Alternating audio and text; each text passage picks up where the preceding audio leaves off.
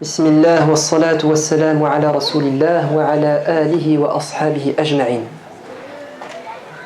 Jabir ibn Abdillah a donc perdu son père. Mais il n'a pas oublié la promesse qu'il a faite à son père.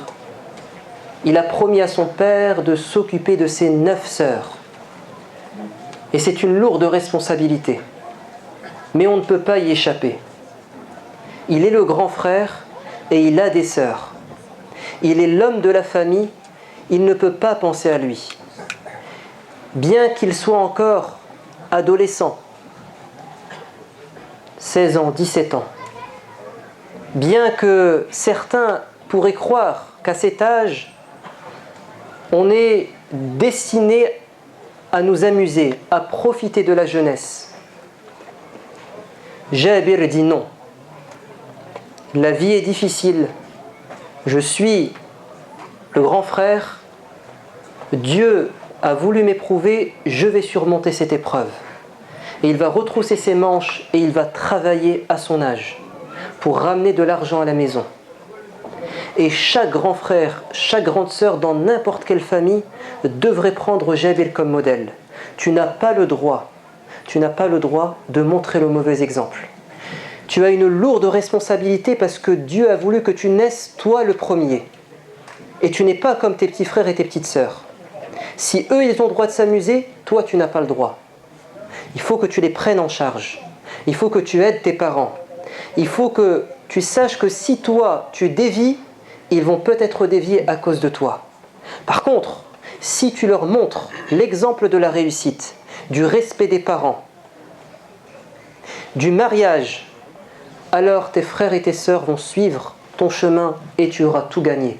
Voilà ton épreuve en tant que grand frère et en tant que grande sœur. Jabir travaille, mais ce n'est pas possible. Sa maman est toute seule, 9 sœurs. Il ne peut pas. Sa mère, c'est trop difficile pour elle, elle est âgée. Il doit prendre en charge sa mère également.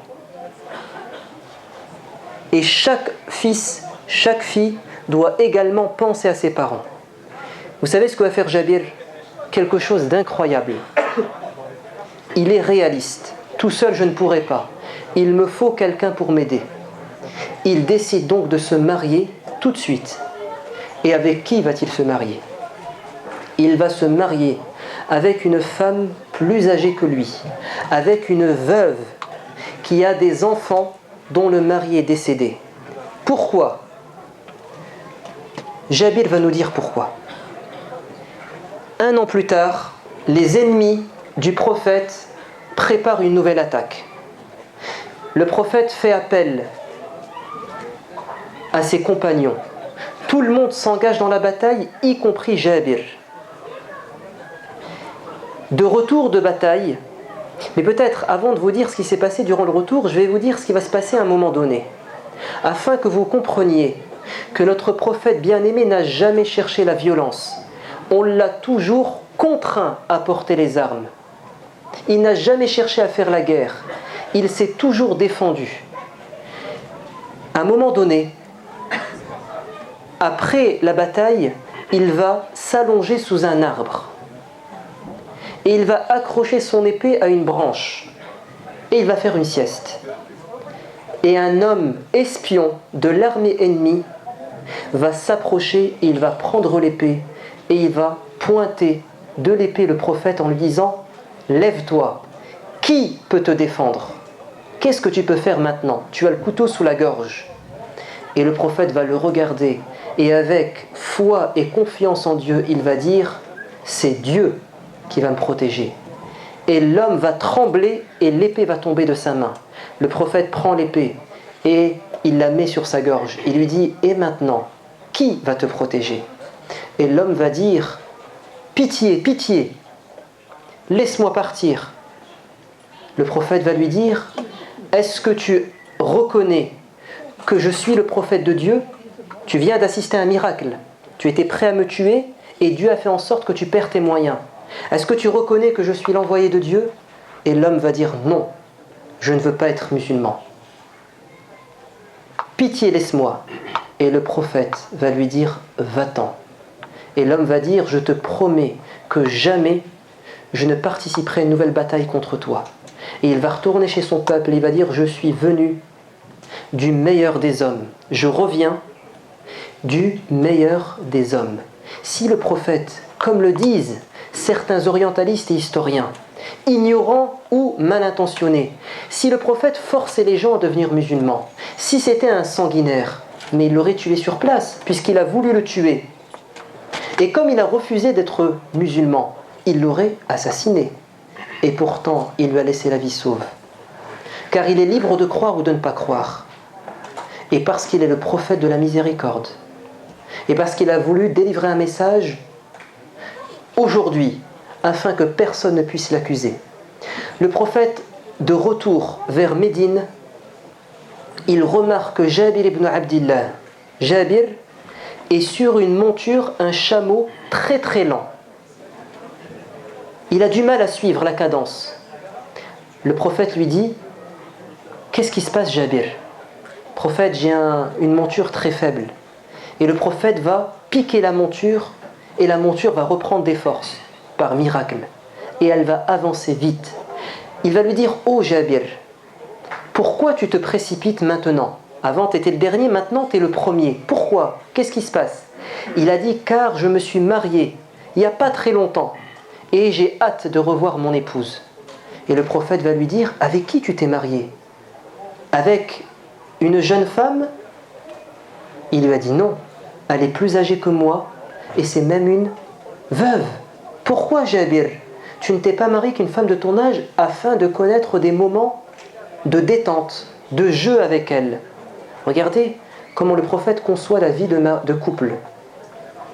Jabir dit, prophète, tu sais que mon père est mort l'année dernière et je dois m'occuper de 9 sœurs. J'avais besoin d'une femme de cette expérience.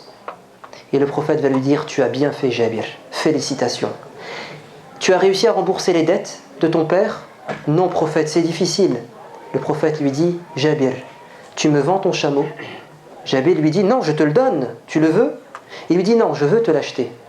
Ok, combien tu me proposes, prophète? Il lui dit 1 dirham, c'est-à-dire 1 euro. Jabir lui dit, prophète, non, c'est une arnaque, 1 euro. Alors qu'il était prêt à le donner avant. Mais maintenant qu'on est dans un rapport commercial, c'est autre chose. Il lui dit non, 1 euro c'est pas assez. Il lui dit allez, 2 dirhams. Et là il comprend que le prophète plaisante. Il lui dit ce que tu veux. Et le prophète va lui donner 40 dirhams, c'est-à-dire beaucoup plus que son prix. Et Jabir veut dire merci prophète. Il veut l'aider. Il veut l'aider. Et le prophète était comme ça. Quand une personne était en difficulté financière, il était le premier à donner. Et combien de gens dans notre entourage, combien de gens sont endettés? Combien de gens sont dans la précarité? Il ne faut pas aller à l'étranger pour trouver des pauvres. Il y a des pauvres, aujourd'hui il y a une crise. Mais il y a des gens qui ont une dignité, qui n'osent pas tendre la main. On les connaît autour de nous. On devrait les chercher et les aider. Le prophète dit, ô Jabir, comme tu es pressé, je vais demander à l'armée de s'arrêter afin qu'on envoie quelqu'un prévenir les gens à Médine que nous arrivons bientôt, pour que ton épouse puisse prendre le temps de se faire belle et t'accueillir chez elle. Subhanallah, le prophète, alors qu'il revient de bataille, il pense à l'équilibre dans un couple. Le prophète, alors qu'il revient de bataille, il a le souci que dans la vie de couple de Jabir, ça se passe bien, que sa femme puisse se faire belle pour lui. Ce n'est donc pas celui qu'on nous présente, c'est un humaniste.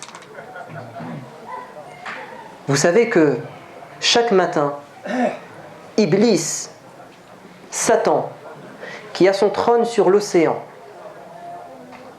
envoie ses soldats semer la corruption sur terre. Et en fin de journée, les diables viennent lui faire un rapport. Et il les écoute. L'un dit, j'ai poussé un tel à voler. Pas de réaction de sa part. J'ai poussé un tel à mentir. Il ne réagit pas. J'ai poussé un tel à tuer. Pas de réaction. Et quand l'un d'entre eux dit « Et moi j'ai réussi à semer la zizanie et la division entre un homme et sa femme », il se lève, il le prend dans ses bras et il lui donne sa couronne en lui disant « C'est toi que j'attendais ». C'est ça le pire des malheurs. C'est que un couple se brise parce que si ça ne va pas entre un homme et sa femme, ils ne pourront pas éduquer leurs enfants. Si les enfants ne sont pas éduqués, il n'y a plus d'avenir pour la société. Alors faites attention, si vous êtes marié, à chaque fois qu'il y a un début de dispute, dites-vous que c'est le diable qui est en train de vous tendre un piège.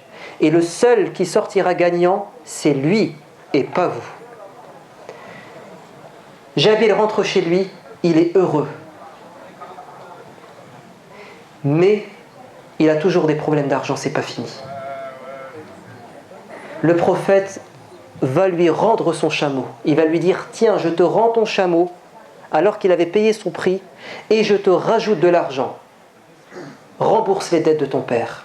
Et il va réussir, grâce à l'aide du prophète, à se sortir de son problème financier. Va-t-il oublier ce bien que lui a fait le prophète? Ou va-t-il être reconnaissant? Vous allez voir juste après la prière de quoi il va être capable en termes de générosité et de partage. Walhamdulillahi Rabbil Alamin.